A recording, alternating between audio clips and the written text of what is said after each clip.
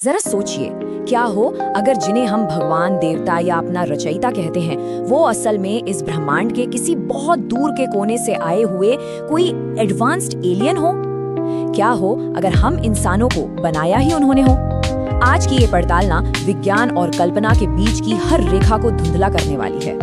यही सवाल आज की हमारी पूरी बातचीत का सेंटर पॉइंट है। और मजे की बात ये है कि ये सिर्फ कोई फिल्मी कहानी नहीं है, बल्कि कुछ बहुत ही सीरियस साइंटिस्ट्स और रिसर्चर्स ने भी इस आइडिया पर अपनी मोहर लगाई है। तो इस टॉपिक को अच्छे से समझने के लिए चलिए एक हॉलीवुड फिल्म का सहारा लेते हैं। नाम है प्रोमीथियस। इस फिल्म ने एक बहुत ही अजीब लेकिन मजेदार वैज्ञानिक सिद्धांत को दुनिया के सामने रखा और सच कहूँ तो सबका दिमाग हिला दिया।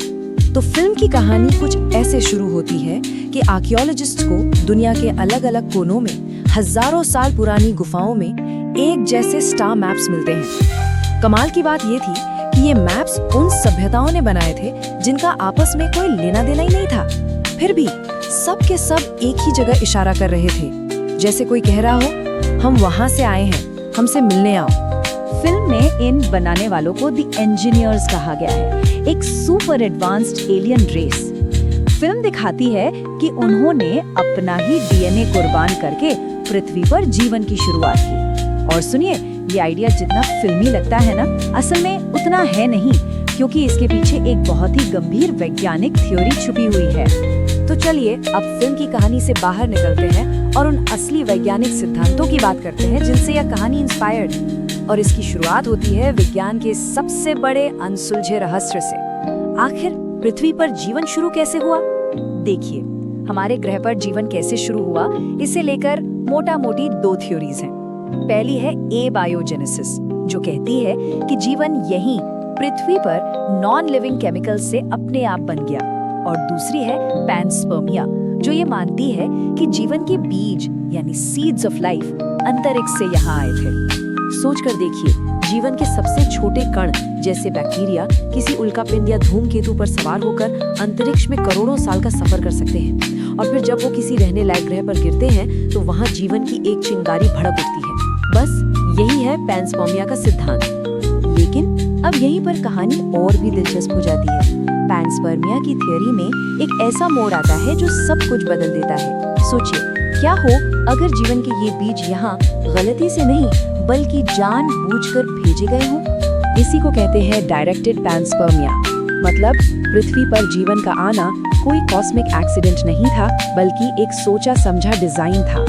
हो सकता है कि हम सब किसी के एक बहुत बड़े एक्सपेरिमेंट का हिस्सा हों। और ये ख्याल किसी ऐरे गैरे का नहीं है, इससे प्रपोज किया था फ्रांसिस क्रिक ने। जी हाँ, वही वैज्ञानिक जिन्होंने डीएनए के स्ट्रक्चर की खोज की थी। ये कोई मामूली बात नहीं है। मतलब जिस इंसान ने जीवन की बेसिक प्रोग्रामिंग को डिकोड किया, वही कह रहा है कि हो सकता है ये प्रोग्राम किसी और ने लिखा हो। चलिए अब जरा इतिहास में झांकते हैं और देखते हैं कि कैसे इन एलियन क्रिएटर्स का आइडिया हमारे प्राचीन मिथकों और कलाकृतियों में झलकता है, जिसे एंशिएंट एस्ट्रोनॉट थ्योरी के नजरिए से समझा जाता है।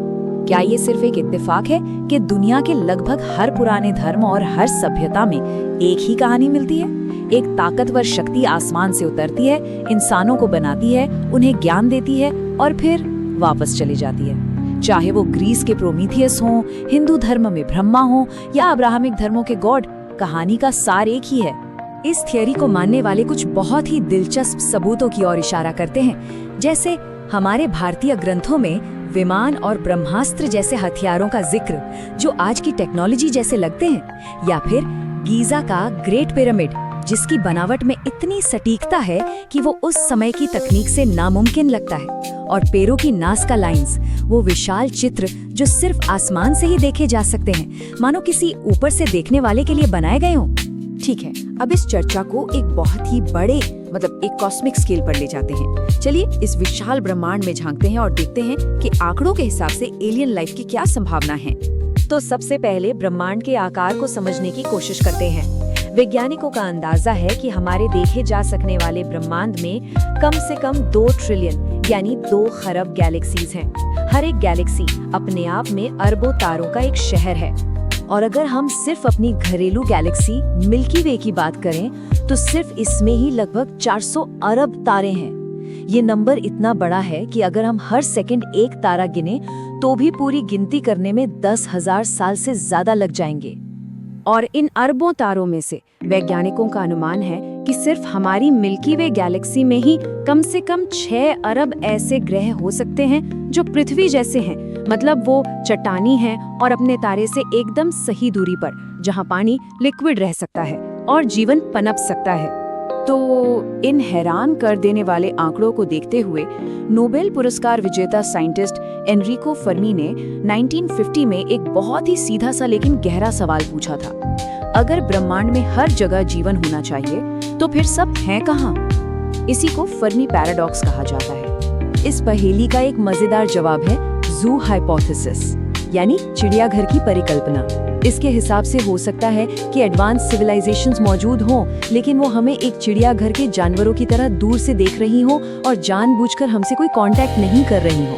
चलिए अब इस विचार को वापस मानवता पर लाते हैं।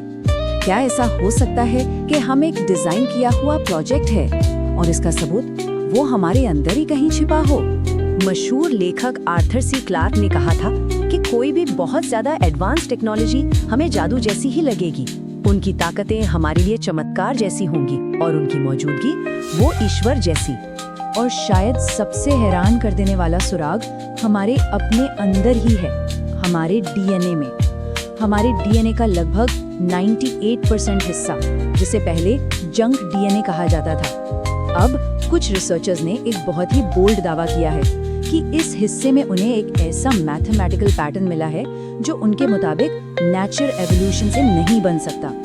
सोचिए, जैसे हमारे बनाने वाले ने हमारे अंदर एक छिपा हुआ मैसेज या अपना सिग्नेचर छोड़ दिया हो, चाहे हम किसी संयोग से बने हो या किसी डिजाइन से। महान एस्ट्रोनॉमर कार्ल सेगन की ये बात हमें ब्रह्मांड में हमारी खास भूमिका की याद दिलाती है।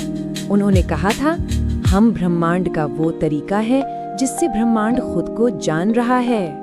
तो आखिर में हम घूम फिरकर उसी सवाल पर वापस आते हैं, क्या हम इस विशाल ब्रह्मांड में अकेले हैं, या फिर जैसा कि हमारे प्राचीन मिथक और कुछ आधुनिक वैज्ञानिक सोचते हैं, कोई हमें देख रहा है, हमारा इंतजार कर रहा है, या शायद हमें बनाया ही उन्होंने है? ये एक ऐसा सवाल है जो हमें सितारों की ओर देखने और अपनी जगह पर फिर से सोचने को मजबूर कर देता है। और सच जो भी हो, वो शायद हमारी कल्पना से भी कहीं ज्यादा अजीब और शानदार होगा।